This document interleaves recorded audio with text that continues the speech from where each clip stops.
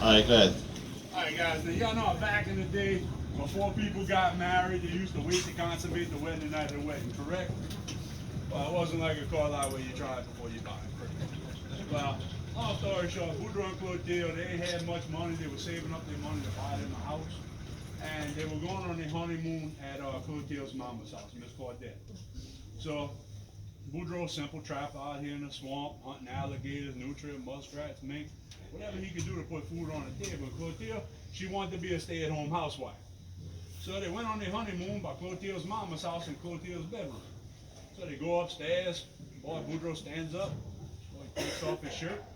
Boy, Clotilde, she run downstairs, she said, Mama, Boudreaux got hair all over his chest. She said, Clotilde, you know I'm making a gumbo, you gonna make me mess up my roof. Get your ass back upstairs and go finish your honeymoon. I said, all right. Well, she goes back upstairs, Boudreaux takes off his pants, his cauchons, his underwear. Boy, she runs downstairs, she said, Mama, Boudreaux him, he got hair all over his legs too. She said, Clotilde, for the last damn time you gonna make me mess up my pot of gumbo.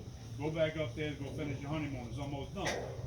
Well, she goes back upstairs, Boudreaux sitting on the end of the bed on the hope chest. Got his socks on left, guys. Boudreaux said, now Clotilde, this is gonna gross you out, boo. I was fighting an alligator last summer, I put my foot on side the boat when I was pulling him in.